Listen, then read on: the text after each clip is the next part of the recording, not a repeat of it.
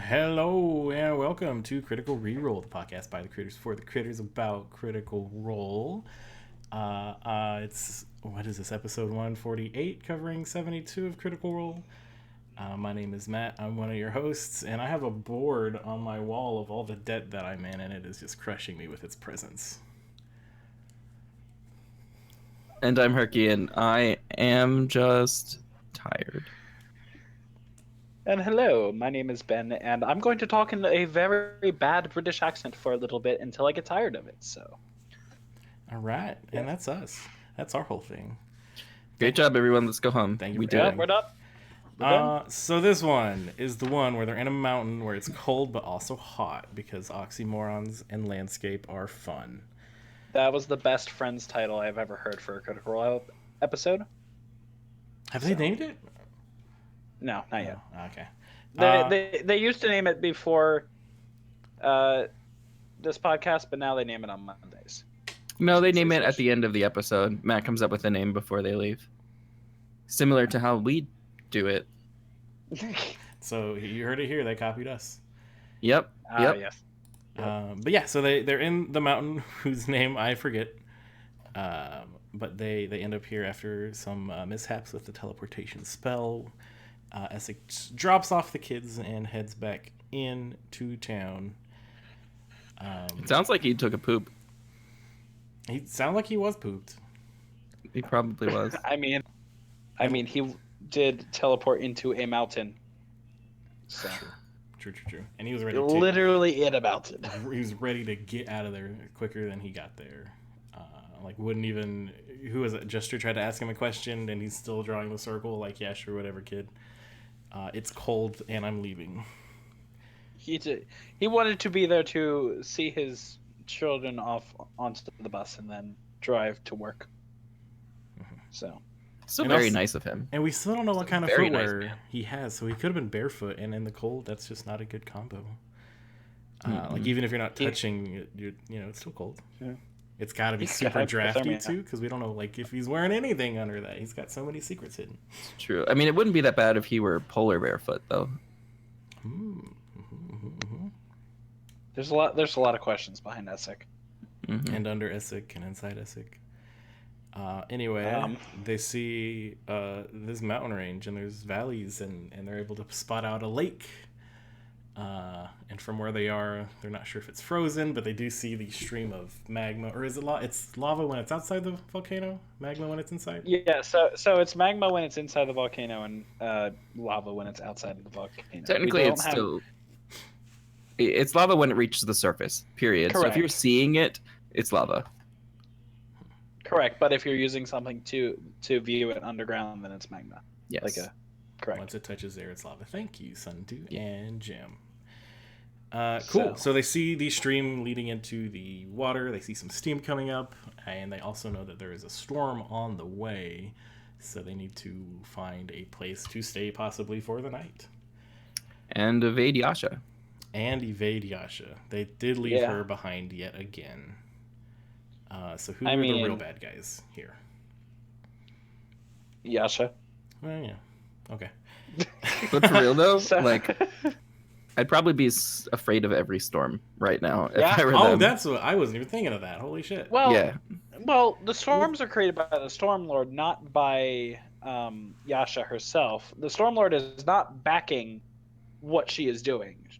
I mean, they don't know that, but also it doesn't change the fact that they are very much associated with each other. Like I- the storm is the lightning, and Yasha is the thunder that follows. Yeah. Hmm. Exactly. Interesting. So she's on her way. But they start to proceed closer. They go down the mountain. They get closer to the lake, and it's very misty down there. And they start to see a figure in the mist, and it's like, okay, cool. They already found the person they're looking for. Until she turns around and she has no eyes and floats, and then vanishes as ghosts do. Wait, One would if it's assume so- that they're a ghost then. If it's so misty down there, is every step they take a misty step? Also a mistake. Yep, it is. Um, This is all we're in for tonight, guys. We don't have much else, so I'm sorry. and Puns get ready. abound. we're sorry and you're welcome in advance. Yeah. Just to kind of get both sides of that. But so another ghost. Travis calls it out. It's like, why this campaign, Matt? Why can't it just be like a disgruntled ogre or something? But now it's got to be spooky ghosts. I love when Travis is scared. Well, so what were y'all thinking? But So, he's- from the beginning of this, like the ghosts didn't harm them in any way. They just kind of like, They Were just they? looked real creepy. yeah, which isn't a crime. Neither is D&D. But the creepy, like the ghosts underneath in the shipwreck didn't look creepy. They just look like people. So I wonder why these ones look creepy. That is true. It could be. So we'll jump around because we're gonna just talk about the end of this episode for a long time anyway. We find out that these ghosts are here because they're from like the cremated bodies. Some of them, had a place to go in the afterlife. Some of them were dragged down to, the depths. And then some of them kind of just loitered because they didn't have anywhere else to go. I'm assuming this is some sort of religious thing. Like Loitering can be a crime, though. That's true. So they were squatters. Yeah. Which is also... No, it's not. Anywho, Ah! there's the whole, like, myth or, like, rite of... burial rites where you're supposed to put, like, coins in people's eyes. Maybe they didn't, so they couldn't pay for their like trip down the river. I don't know. Maybe. I don't know why else they wouldn't have eyes. That is like an interesting and very specific thing only to this area so far. Yeah. But Travis is right, though. There have been just like a lot of creepy stuff this time. There weren't as much creepy stuff last campaign. Granted, undead are generally not high-level enemies, so we wouldn't have seen them as much with Vox Machina being as strong as they were. But it is still weird that there's so much like undead and creepy shit in this area. And it's not in this even campaign. just. I don't think it's just undead, but like there's a difference in undead between skeletons and ghosts in the creepiness factor, in my opinion, just because of popular culture nowadays. And I don't think Travis is nearly as scared of like when they fought the skeletons and they were trying to get the heart out when trying to get into the bottom. That didn't scare him nearly as much as these ghosts are because there's a creepiness factor. Yeah, or like the Sorrow Sworn. Yeah. Mm-hmm. So I don't think it's just the undead part. I think it's just there's a lot of ghosts. So. But I've always been of the like talk to the ghosts, see what happens, rather than like immediately fight them. And they kind of did this finally. They really like Tusk Love. Yeah, well, and so they were really like. Caduceus took the lead of like, hey, let's not punch anything here because this is, a sacred place, kind of to like my whole family lore. As Bo puts her fists down. Right. Well, and then like start shooting. She just fire. lowers them slightly. They're like up here, and then she's just like, okay. Mm-hmm. It's like, all right, I'm still gonna punch a ghost. And then they go to the ice and find out that it is ice and not water after he burns one of his 2 spell slots that he gets. Ford, that is, to like give everybody water breathing. Is that a spell that he has to spend something for, or is that included in his like water shit? It might be an invocation that he took. Yeah, it might. Yeah, it might just be his Ukutoa cool stuff that he got from an orb. Yeah, an orb from his Orbeez. That's Well, what I I know. would think. Like, because I don't think his control water costs the spell slot either. It doesn't, because that was the second orb. The first orb was the transformation thing. Because he uses it to like image himself. That's part of the first orb, I believe. Oh, that's And then the his second mask one. of many faces. That is Yeah, an that's- invocation. That's a warlock thing. That's just Oh, the stuff okay. he has. I yeah. thought that. I He's thought had that from the was- beginning. Mhm. He was okay. using that on like the first episode. Yeah, I remember that. I thought that was part of the orbs. Nah. Mhm. He tries to like put his face in the water, or he does put his face in the water after Caleb makes him a hole. There's nothing down there, just a bunch of like soot and some plant life, but it's all not moving. Doesn't look suspicious. I would have freaked out if something would have grabbed his face and brought it into Oh, the for water. sure. For sure. That would- Anytime there's a lake and ghosts involved, I think of that one location in Harry Potter where like all the ghosts just start crawling up out of the water. But that didn't happen, thankfully. But then they have to decide if they're gonna, run across the top or go around. They go around because it's the smart thing to do. Ford Shore, you son of. That's a joke you would only get if you watch this live in our chat. Which you can do on Sundays. Yeah. So yeah, they proceed around, and the ghosts. It's not just one female appearing ghost. It turns out that there's a guy ghost over there. Oh, and then like a whole host. Was it a Gary guy ghost? Gary guy ghost, Oh. and a whole host of ghosts. Mm. I was not prepared for this many puns in such quick succession. But here we are. So while they're walking along, the ghosts kind of appear, disappear, show themselves like right next to people's necks, and then like whoops, too close. Jester tries to talk to them and give them like tidbits of like current events that are happening. Nothing really happens. Which is so, like, I don't know, just the image of, so there's, a war, and, I mean, if you were a ghost, if you came back as a ghost, you would like to know who the president is. Right. What day is like, it? I feel like like Anchorwoman Jester would be a really funny thing to see. That would be great. So, Yes. So. Well, because she kind of did that a long time ago when she was like the city caller when the kids are being kidnapped in that one town. Yeah, in Zadash? No, it was in wherever they met Bryce, I think. Oh, long time ago.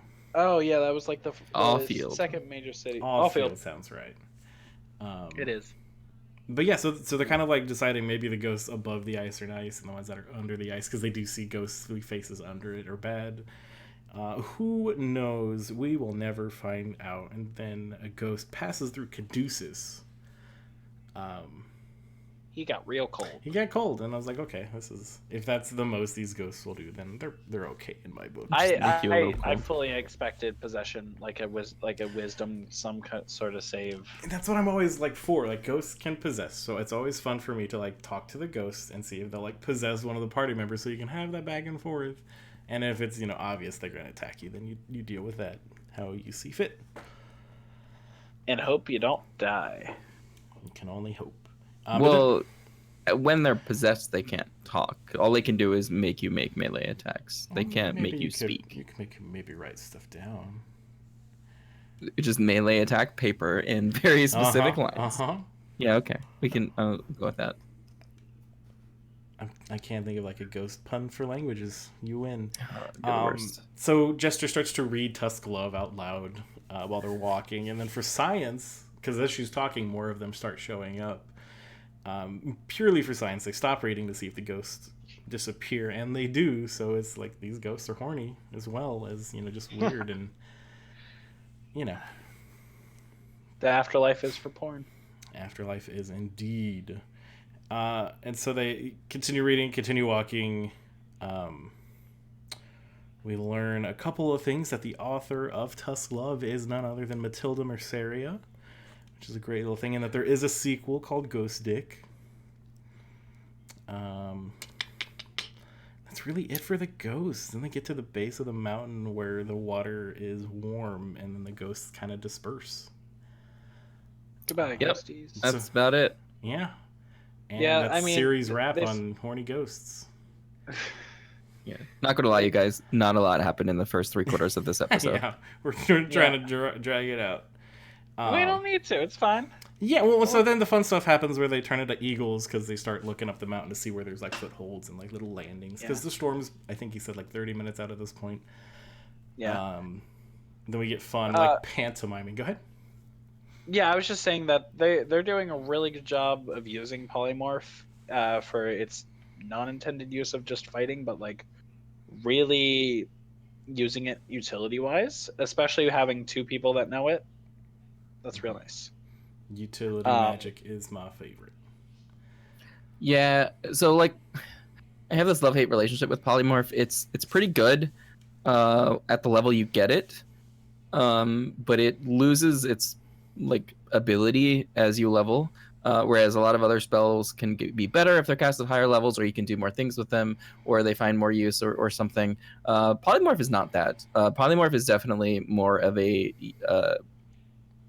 use spell, like you were talking about, where you could use it to fly and do cool stuff like that.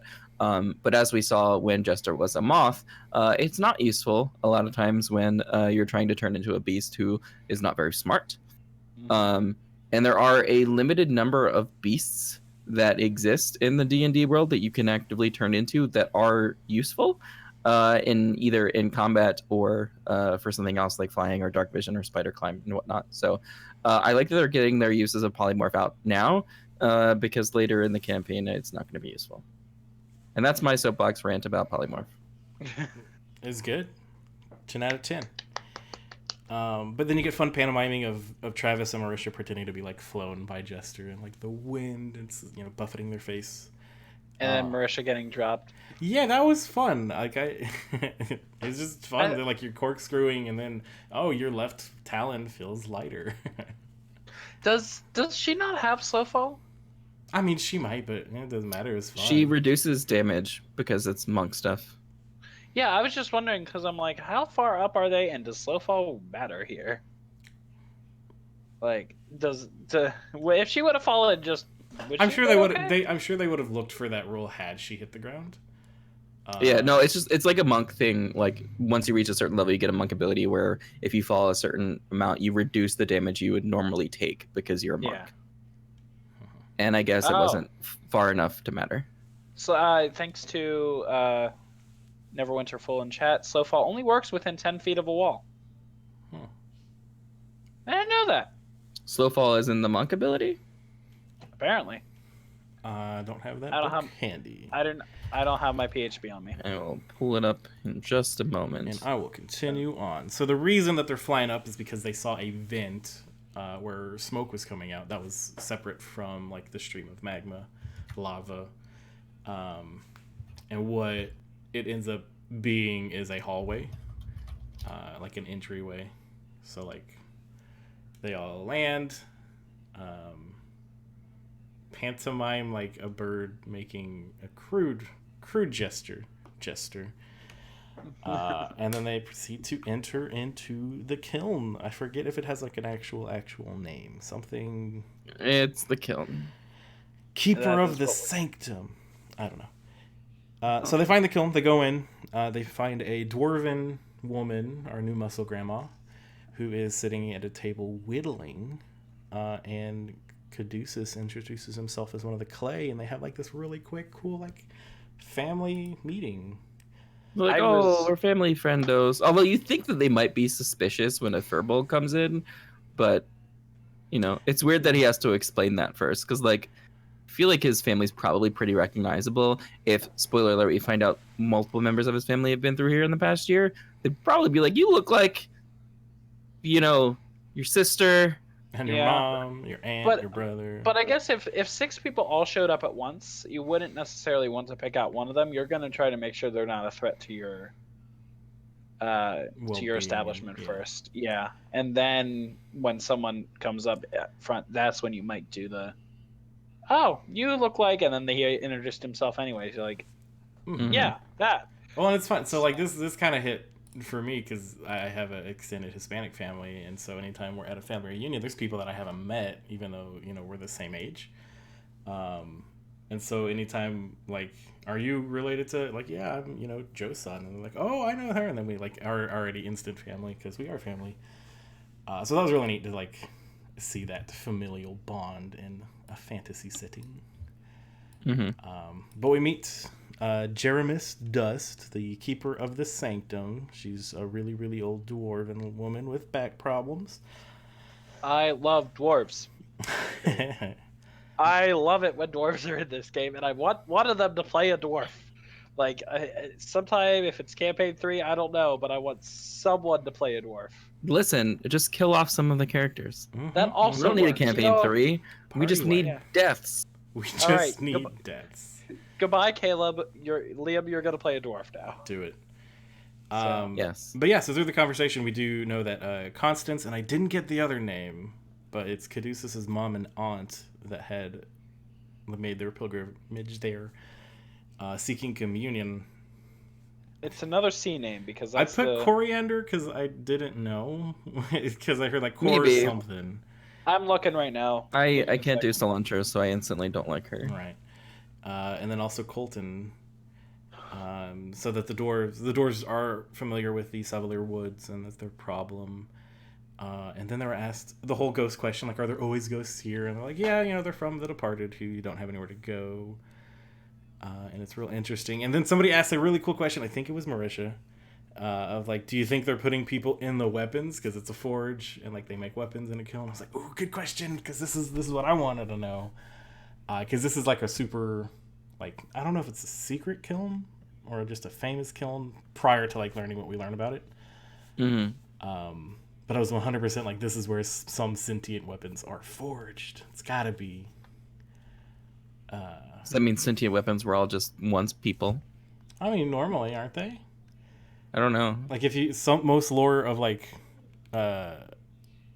sentient weapons in like the DMG are like, this was a king and they got too powerful and something led to another. He sealed in a sword. So you never know. It could be. You never know. Could be fun. Craven Edge could have been born there. Who knows? But Jeremis. Kurt Rollstats does not have the names of the other clays. Andrew's fired. Yep. It's the reason why he's no longer on this podcast. Yeah. We're like, go We do kicked that. him out. Go do that other thing. See how that works out for you. I'm kidding. Yeah. Trying to act like you'd be too busy for this. Miss you, Andrew. But Jeremis turns out isn't alone there. She's got like her kin. You got Tyla, who's the lore keeper. She's the one kind of in charge of like the lore from past ages, writing it down, new stuff, keeping track of the old stuff. Then we get, what's the other one's name? Kendall? Kendall. No, is it Kendall?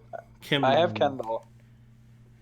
I have Kendall on Kurt Roll stats, and that's what we're going with. I thought it was with an M. Kendall? Kendall, yeah. Yeah. I also Because I was thinking like Heimdall, and I was like, it reminded me of that. So Kimdall sounds right. Yeah, definitely multiple Y's in all of these names. But yeah, there's a little family up there, and they all kind of have their own thing. Looks like Kimdall was like the rambunctious son that like doesn't want to be there anymore, wants to go do his own thing. And what's interesting here is that they all know about residuum. Which I thought was fun, because they like spoke of it nonchalantly when past campaign and beginning of this campaign. It's like, what is residuum? Now it's actually a thing. Yeah. Yeah, well, these people are also pretty in the know when it comes to forging things and magical elements, I guess. So it makes sense. You would think they might live in a forge or something. Right. Yeah. And then from them, we also know that it's Caduceus' family that was looking for something glass related, because I guess they've all had the same vision that Caduceus has had. But what I didn't know, that it had been years since he'd seen his family. Like, I know he kind of mentioned it when we first met him. Yeah, I think he did mention how long it's been. I think he did say it's been at least a few years. But like, I didn't like put together until now that like, oh, they went on a pilgrimage. They're not. It hasn't been years since he's seen them. Like, they're kind of missing at this point, I would assume.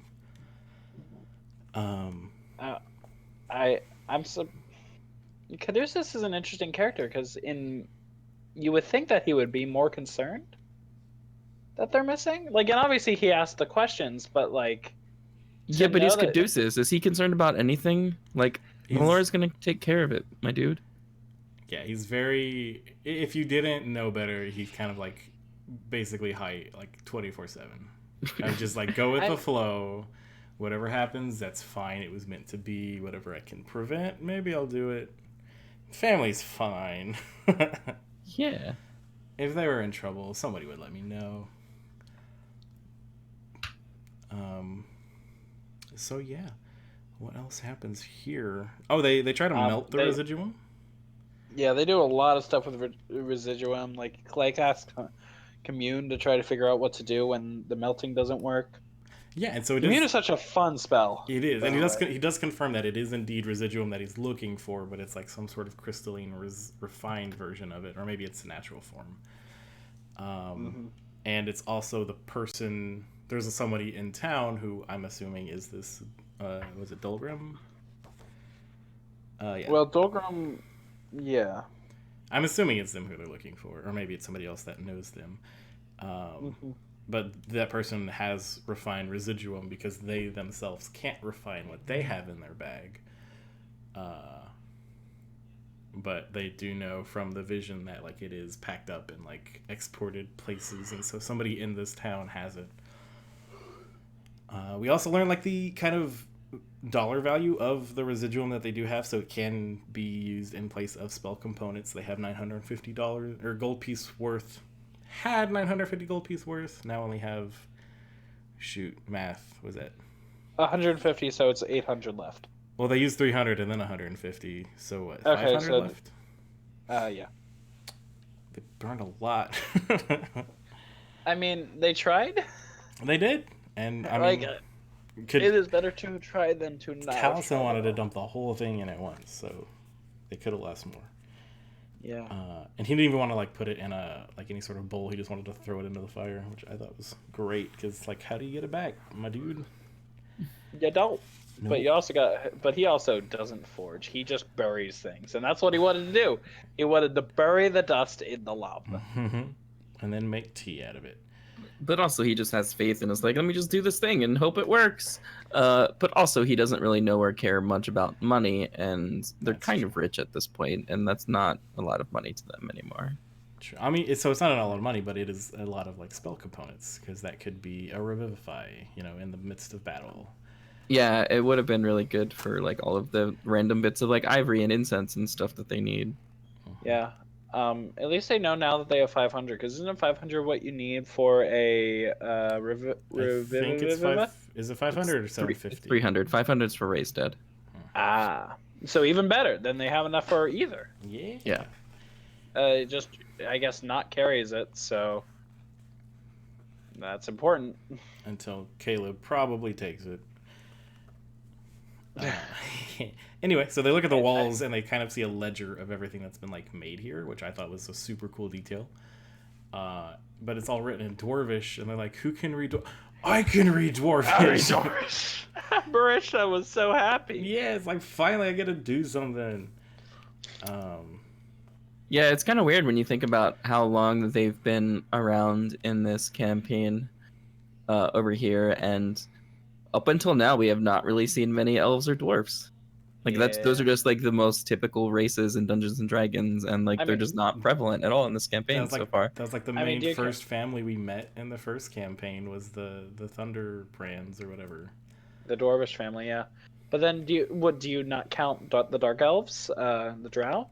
Because they're technically elves. Yeah, but they're not the same. I mean, they're technically elves, but it's just they haven't seen. Yes, Yeah, but like we have not like seen dwarves. Durgar are dwarves, but they're Underdark versions of them, which is fine. They do count, but not quite the same. Yeah, that's fair. The elves and dwarves, I think that's something that Matt's done really well in this campaign, is show a high fantasy setting that does not revolve around high fantasy tropes, I think. And that's just another one that another way that he's done is he's not relying on it. And then also with the inclusion of the town that they're going to, the fact that elves and dwarves live coexisting and from what I understand peacefully, like right there, that's another trope that's normally broken, that elves and dwarves are always at ends with each other. Well, and it's not only that, it's also that there's been or is happening, or they're currently in a industrial revolution with like guns being manufactured and like giant war machines that have steel as a main component, and like other forms of advanced technology in a fantasy setting, which is really neat. Yep. But they see some lore on these walls. We learn that some of the stuff that's made here is for ceremonial reasons, for like major families, wars, people that make pilgrimages here to get things made. Also stuff from the Calamity, so it's possible that some of the vestiges were either created or repaired here.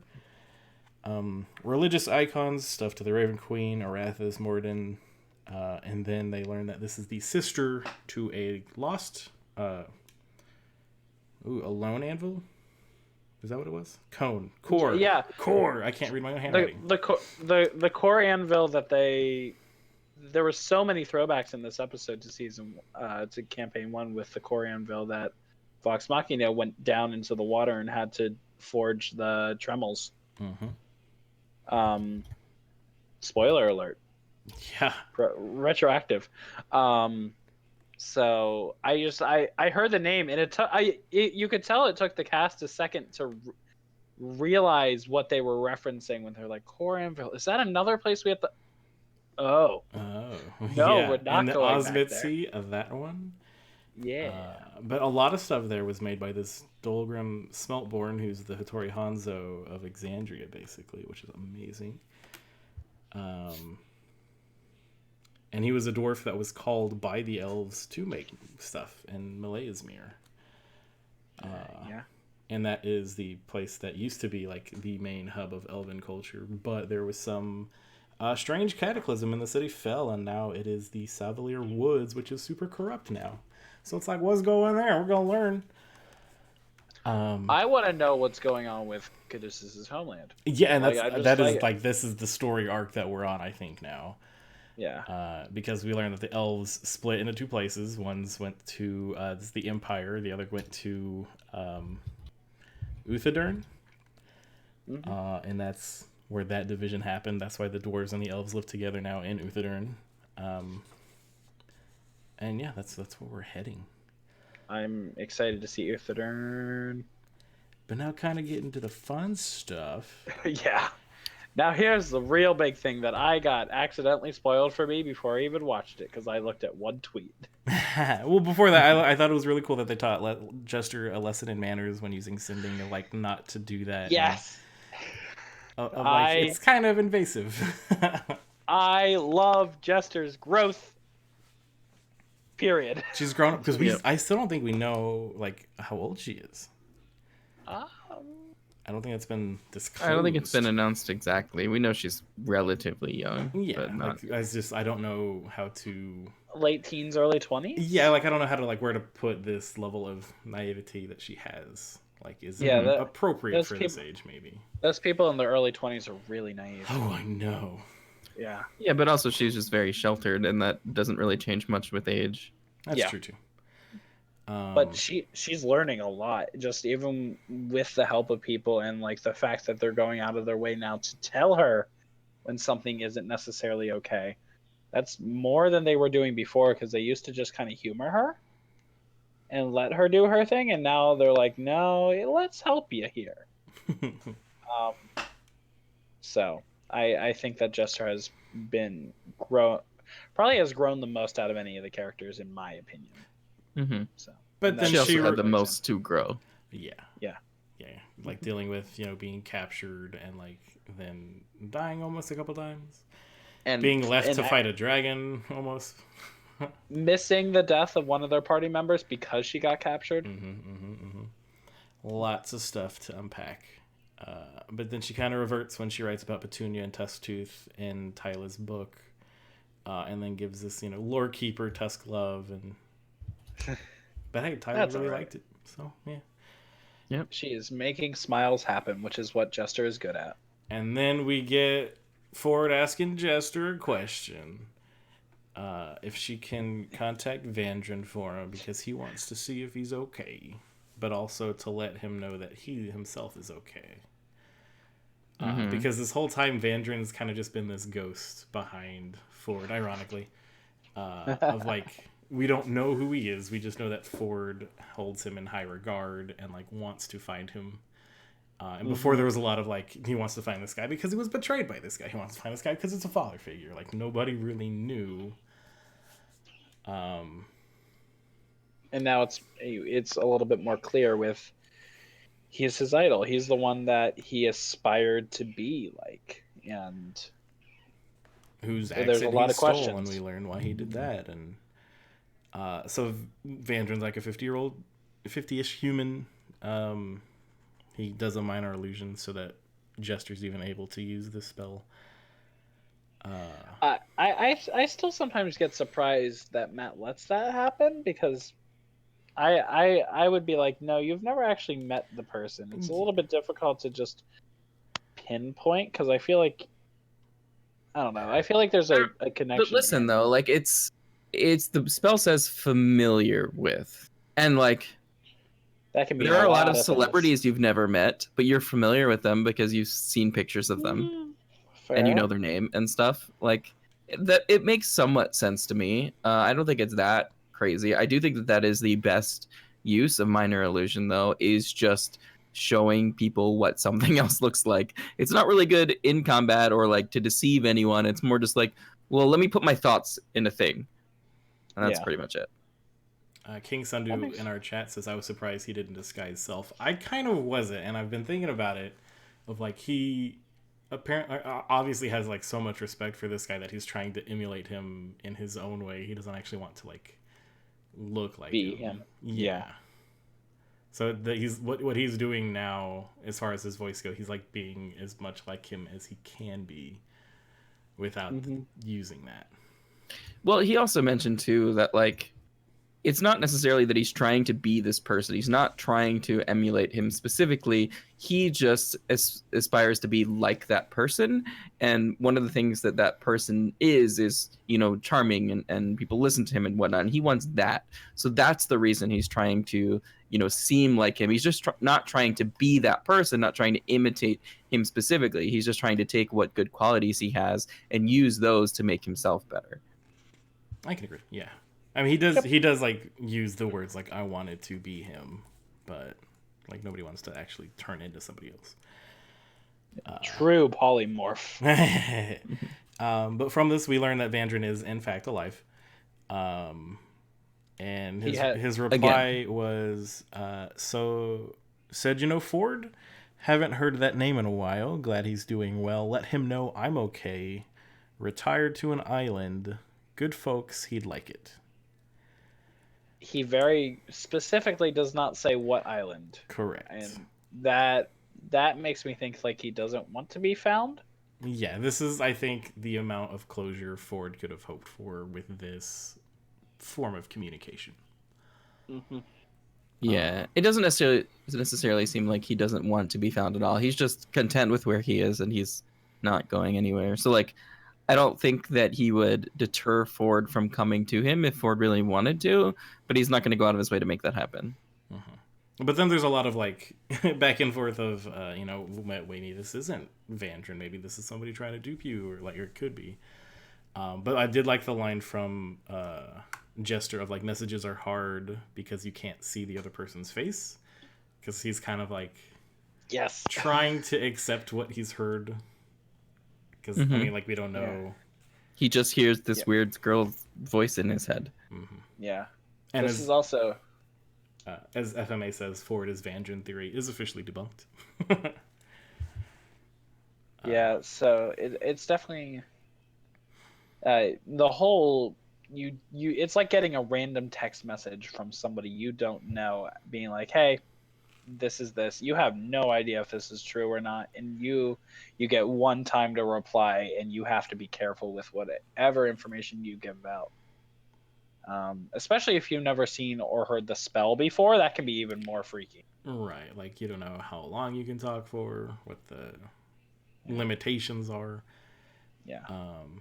But I did like kind of the, I guess, mending process that Ford goes through quickly of like, you know, he's not sure if him finding Vandrin was as important to Vandrin as it is to him.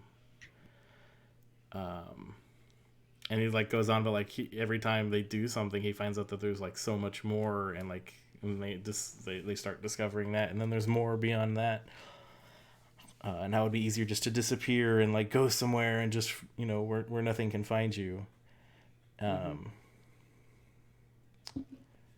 Which is a lot. There's a lot that happens just in that one conversation that you can pick and pull apart, especially with the characterization of Jess and Ford. And it's a really nice bonding moment for them that's not romantic, which I always look for, even in a duo that gets shipped so much.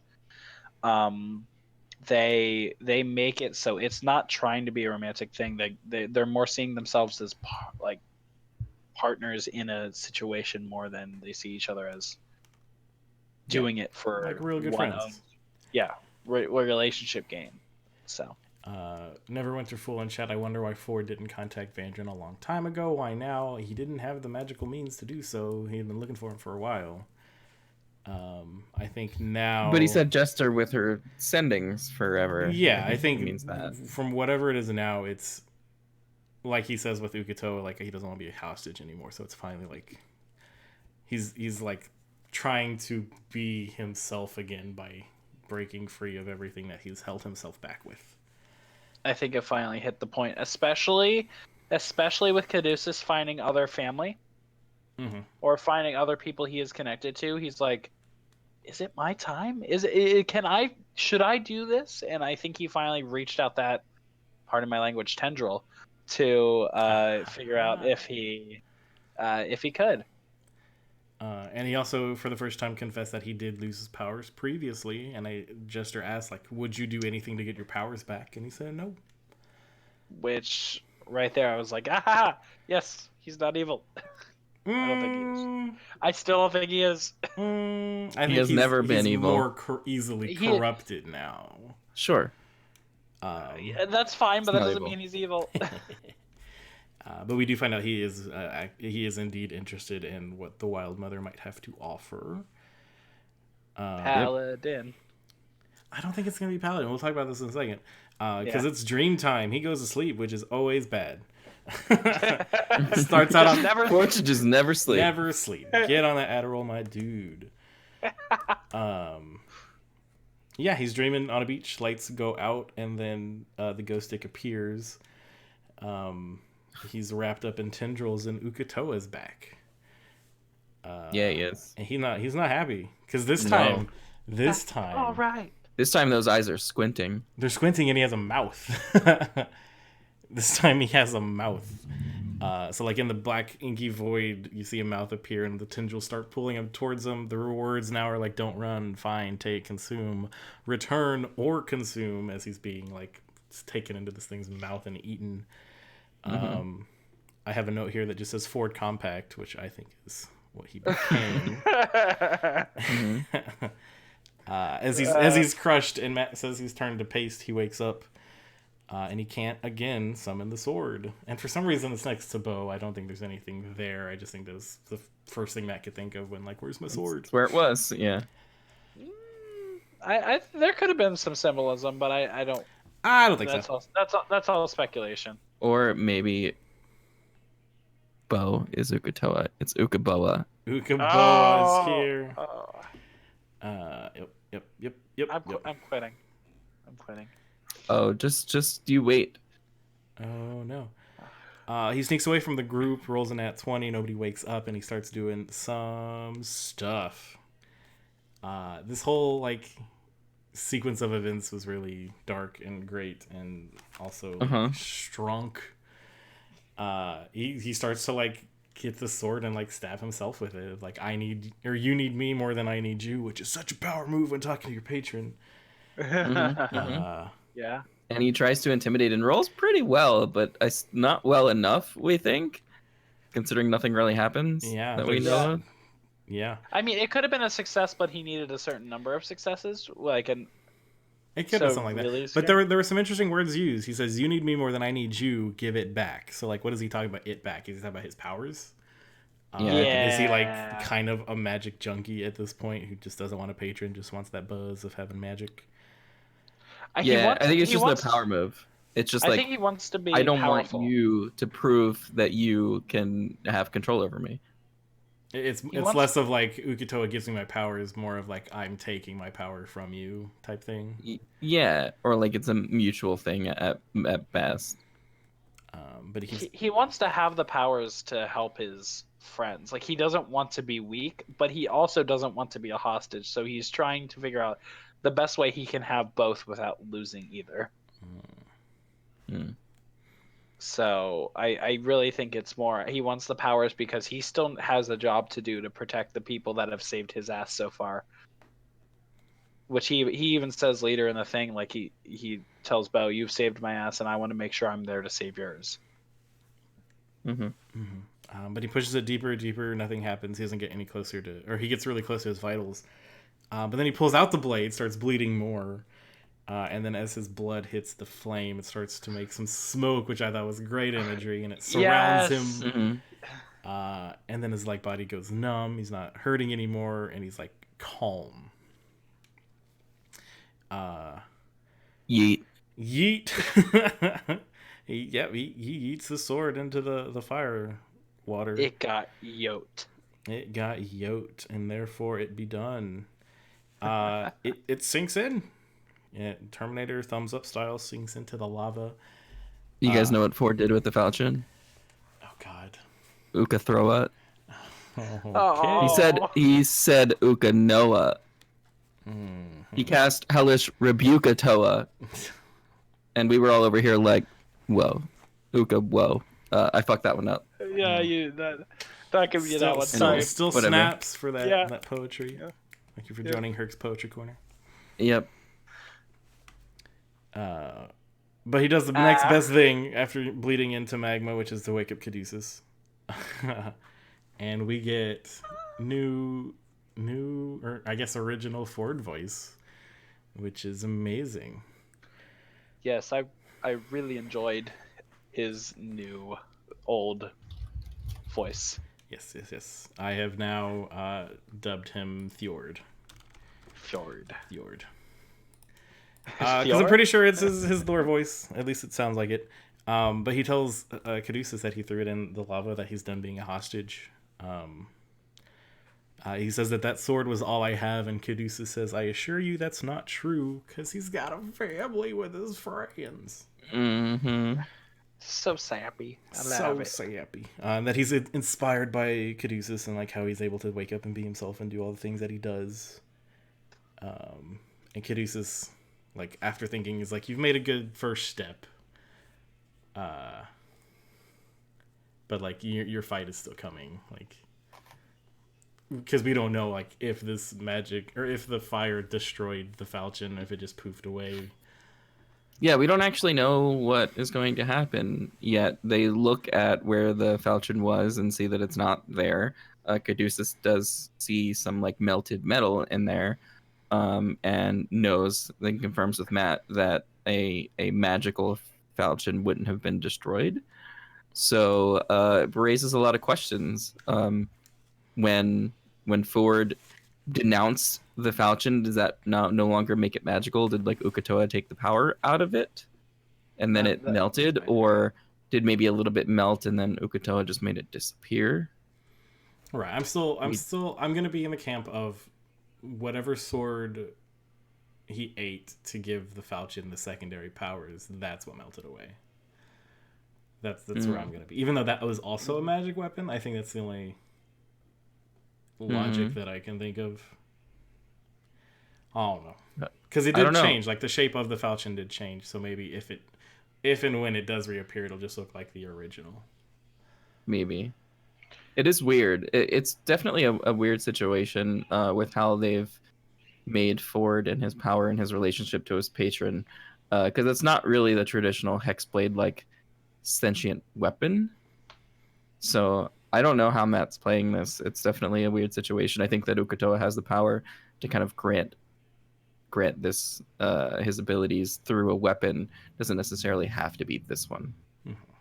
Yeah, and honestly, the way that it all played out and that happened at the end of another episode before any fights would happen, Matt has the entire week then to figure out exactly how he wants to play this and figure out what options can he give Travis to let Ford still be a viable character.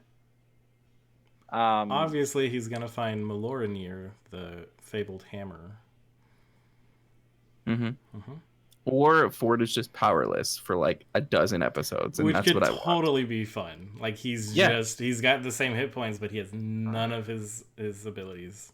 That sounds great to me. He would still have his proficiency. Yeah, he could still fight, but like he's going to feel useless. He's not going to have his armor. He's not going to be able to fight from a distance unless he gives a ranged weapon. Technically he shouldn't have those things, but it's weird to kind of take those away because he's not a like you gain levels in a class, and if he's not a warlock anymore, then he has no levels in warlock, so he wouldn't have That's whatever true. increases. That's a mechanics thing, but Matt's been known to break mechanics things for story reasons before. Yeah, I mean, it doesn't like make sense to like make a dude less charismatic. I mean, I guess charismatic makes sense, but like, I don't know. It's weird. I don't know how to play. It's like uncharted territory. Like I mean, I know I've only been playing D&D for like 5 years, but this is still like something super, super new. It would be Matt, interesting, like Neverwinter Fool says, if he would just start back at level 1 if he gets something else. And I think that's an interesting point, which would make sense. Like if you multi-class at this point, you take one level in another class, and that's essentially what he would be doing, but not having any levels in any other class. But to be fair, anything that they're doing now is gaining them a lot more experience than they did back then. So he would like power level.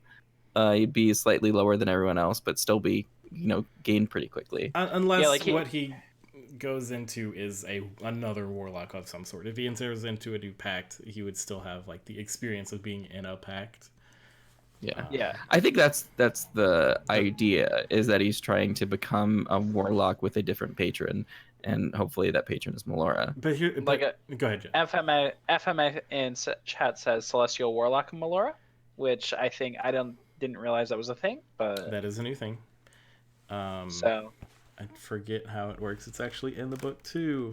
Your patron is a powerful being of the upper planes. You have bound yourself with an ancient Imperium Solar, Kirin, unicorn, or other entity that resides in the planes of everlasting bliss. So not really a god, but like deity? something from their planes. So maybe it'll be like some sort of higher level follower of Malor or something like under her.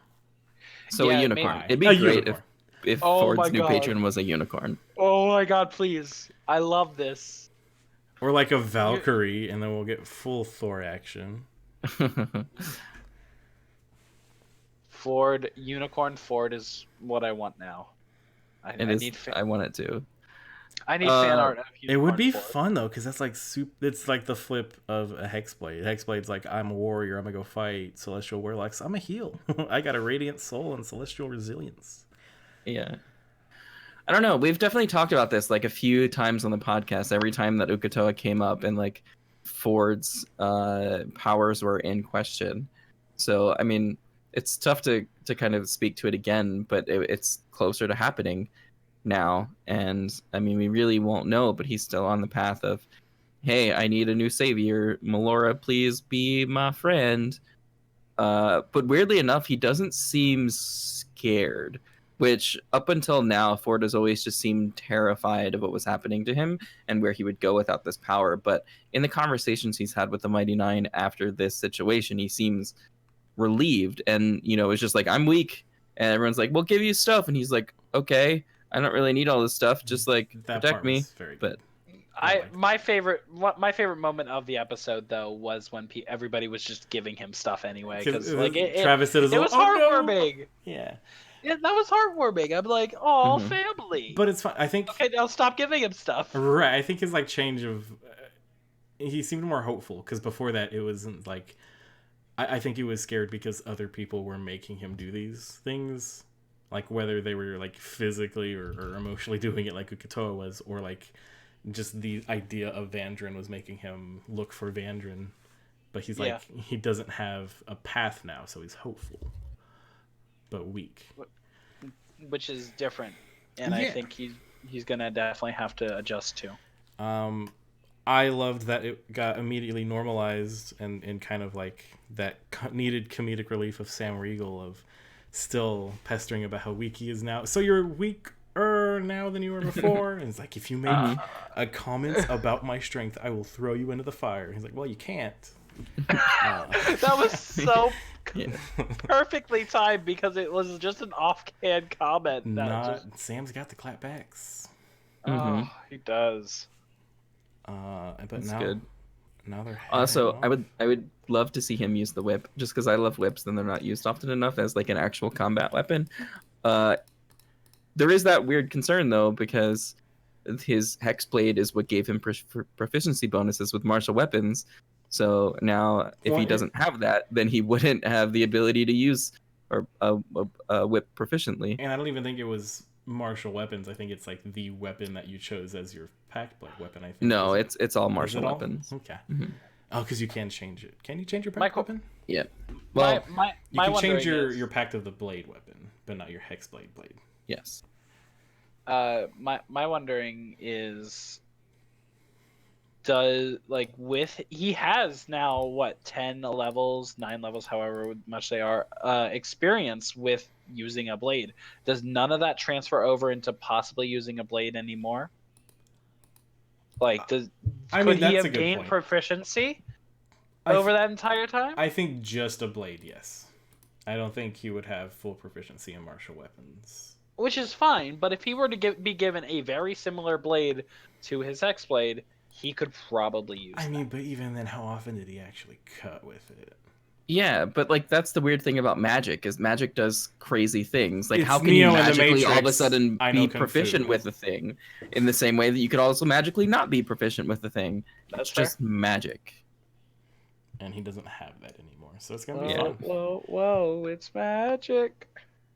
No. I don't know. That's good. I was gonna do I'm starting with the Man in the Magma song reference earlier, but I didn't really know where to take it.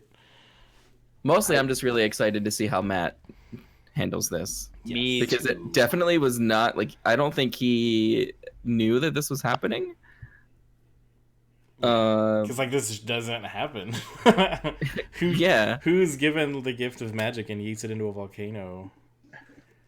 I don't know. Do you think Travis would have like told Matt ahead of time, like, hey, just so you know, like there might be a time coming up where I might decide that Ford wants to try to relinquish his abilities. I feel like there's just enough trust between player and DM to like something weird's gonna happen here, and you're just gonna have to figure it out.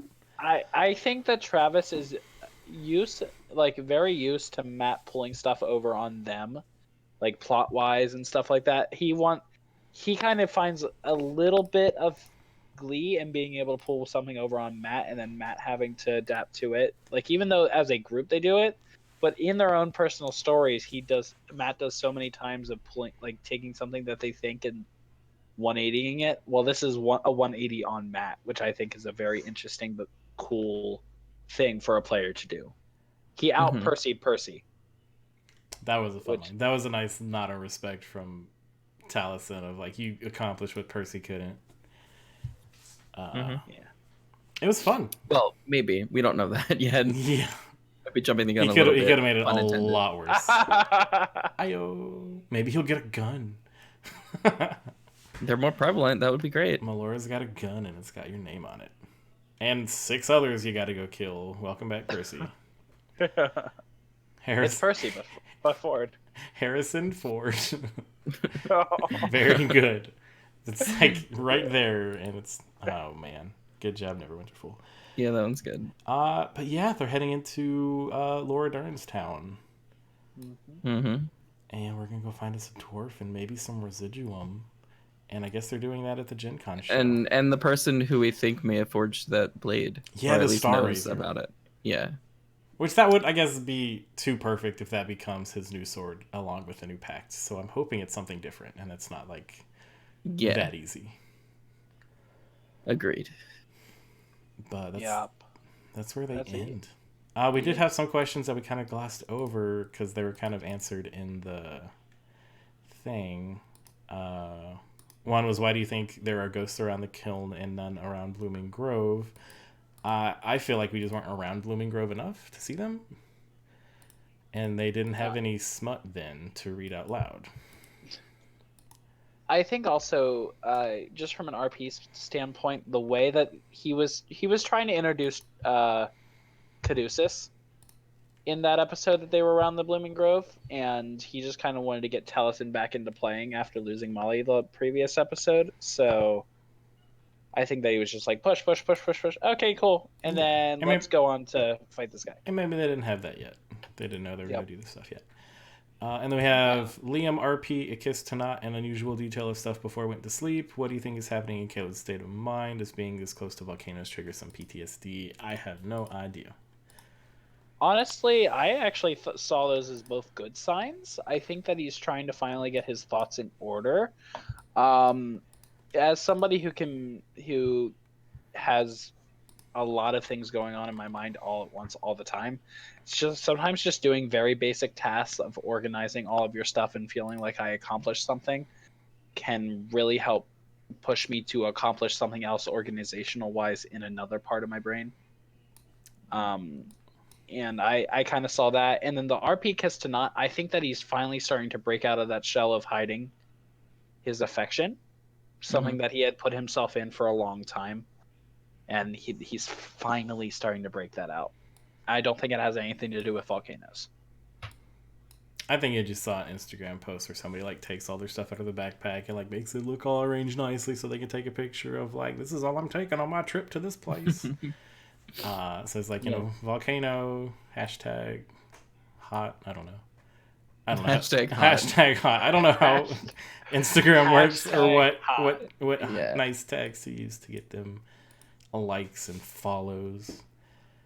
I don't know. It was just a nice long scene of him literally taking stock of what he's got in his life.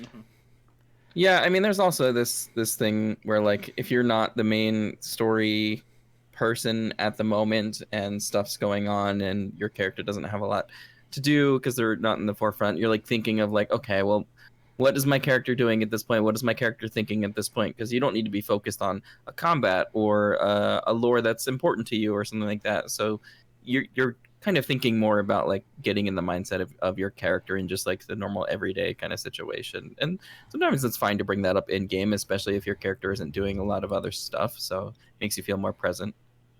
That's fair. Yeah. So, But yeah. Anyway, I guess that's that. That is that. That's where this one ended. What do you guys think they're gonna find? Do you think it is just gonna be straightforward to like forward Melora? There's no Forward?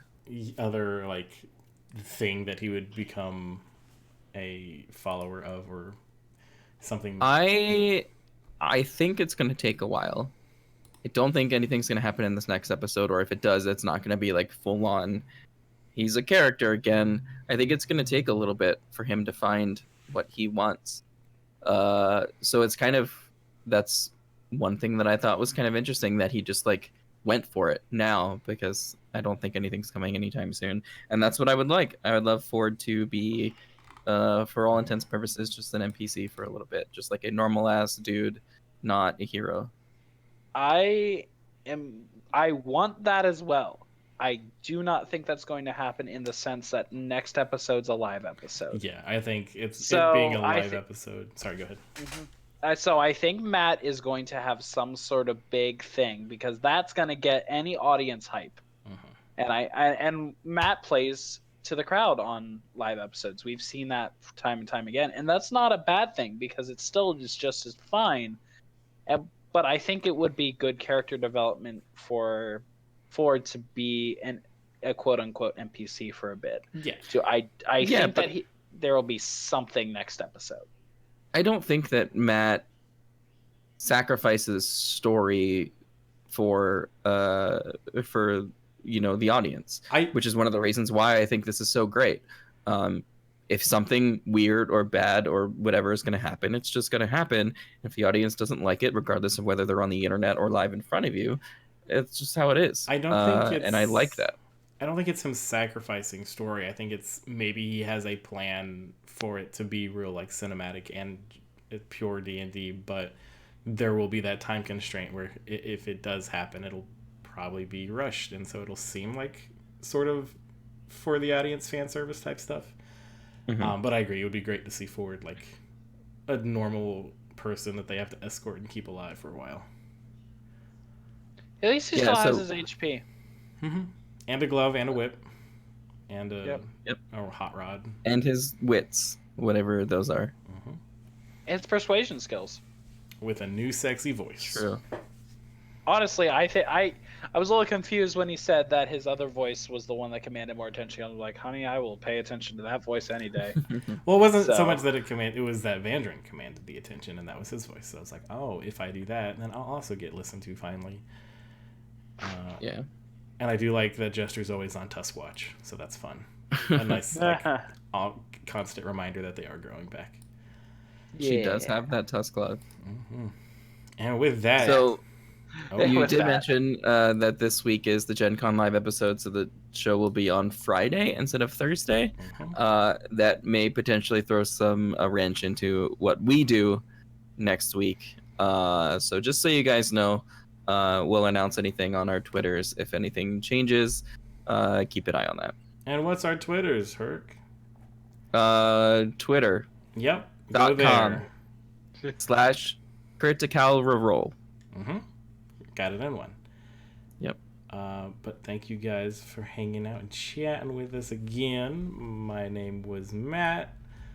I'm still is changing it to something else right now. It is Miat with a J somewhere in there. And just this bored with all the money I owe is ridiculous. I didn't even go to college. I'm Herky, don't follow me. And I'm Ben at Bardic Puppy on Twitter. And if you noticed, I kept the British accent up for a whole 2 seconds. So. Yep. Oh, and I will say, you don't have to follow me, but I am giving away some stuff. So if you do want to go to my Twitter and try to win some comics, you can do that. Yeah. You don't have to follow me to do it. So. And he's not even going to tell you his Whatever. Twitter. So. Yeah, he won't say it out loud. Nope. It's on the screen. If you're not watching, then you should go to the internet and watch this, and then you'll see it. Yeah, but what should they look at, Herky Avello? That. Got you. Haha. Yeah. All right, bye. Everybody say bye. Goodbye. Goodbye.